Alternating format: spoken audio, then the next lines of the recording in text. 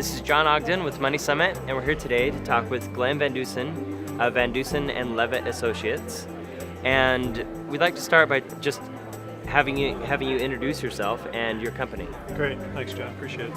So Glenn Van Deusen, as you said, with Van Deusen and Levitt Associates, one of the co-founders of the firm. We are a corporate branding firm.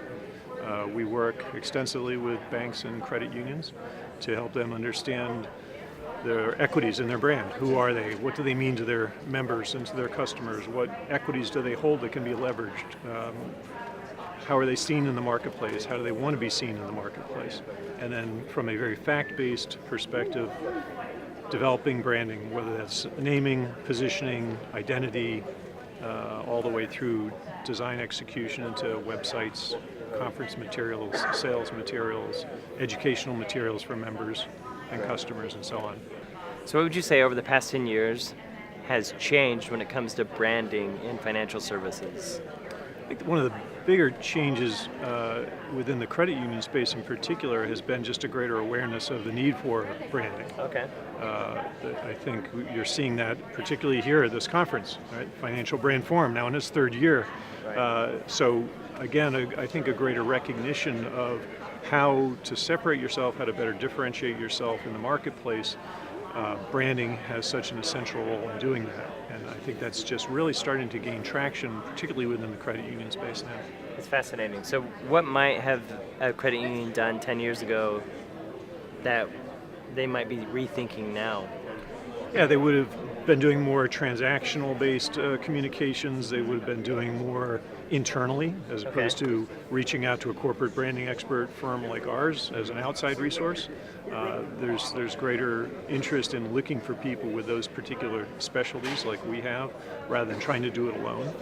And credit unions have obviously gotten larger. There's some massive credit unions in the country now that because of their greater size and capabilities, I think it also brings in a greater degree of need for the types of services that we provide.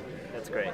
So what obstacles are getting in the way of building a great brand? Wow, that's a good question. I think one of the biggest things that we've seen with the clients that we've worked with, the credit union clients in particular, is research has been done to understand their brand health, if you will, to kind of do an audit of what they have as a brand. And typically it's been done by market research firms or advertising agencies who look at how people are behaving, what people are saying, which is all good data. But unfortunately, it often doesn't go deep enough to understand not just what and how, but why. Okay. Why are people acting that way? Why are people saying what they're saying? Why do people believe what they believe? Whether that perception matches reality or not. Right. Understanding the why is what we really get to in this fact-based approach that we take. So we do a lot of individual interviews with the credit unions, with their tellers, with their management, with their boards. We do qualitative research with members and prospective members. We do quantitative research. And really from a fact-based standpoint, understand not only the what and the how, but why that behavior is taking place. And from that, we can then develop proper positioning, proper messaging, proper branding, and sometimes even new names and new identities. What's an example of a good why question that you might ask a member to figure out their behavioral motivations? Sure. Well, take, for instance, what's going on with the whole change into digital technology and digital banking, mobile banking, and so on. Again, you'll ask, well, do you use a mobile device for your banking? Okay. How often do you use it for your mobile banking?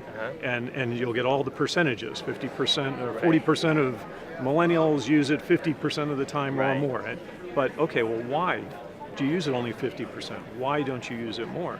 Okay. And then they'll say, well, it's more convenient, or I like to do it when I'm not in the office or something. Okay, well, why is that? Yeah. And it's almost like having a 2-year-old. You know, why? And you keep asking why until you finally get to kind of that core issue that's really driving behavior. So a lot of it's just the techniques we use in our interviews. A lot of it's the techniques we use in our qualitative research, and some of it is just good research design in our quantitative studies. We also have a unique driver analysis that is kind of like a net promoter score on steroids, where we are able to take key attributes about a credit union and member behavior, and then take that attribute and relate it back to intent to recommend or likelihood to try new products, so that we know not only, again, what the attributes are, how they rate and how they rank, but more importantly, how those drive actual acquisition of new membership, how they drive loyalty, how they drive cross-selling opportunities. So finally, what do you think that banks and credit unions really need to be keeping their eye on over the course of the next 10 years when it comes to branding? I think probably a lot of the same right now. There's going to be, again, there's, I think, a lot of untapped opportunities to brand credit unions more positively, more powerfully, so that they can differentiate themselves. Obviously, the consolidation in the credit union space is going to be a contributor to that. Sure. That's going to be something to watch. Sure. As more and more credit unions and banks get better in their digital applications, that's going to be something to watch. But at the end of the day, again, we are a branding firm. We do brand strategy, we do brand design. That is our sweet spot. Sure. The types of things that we are involved with in terms of positioning of the organization and naming and identities and so on are things that don't change month to month. They don't change year to year. It's not like developing an ad campaign for the next month or for the next quarter. Sure. So the types of things that we do are things that have much more permanence, much greater longevity. So I think to answer your question about the changes that are coming, I think there are a lot of the changes you're seeing right now already taking place that we talked a little about earlier. Yeah. Continuing. Well, thanks so much for joining us, Glenn. Great. Well, thank you. It's great to talk to you. Thank you. Uh-huh.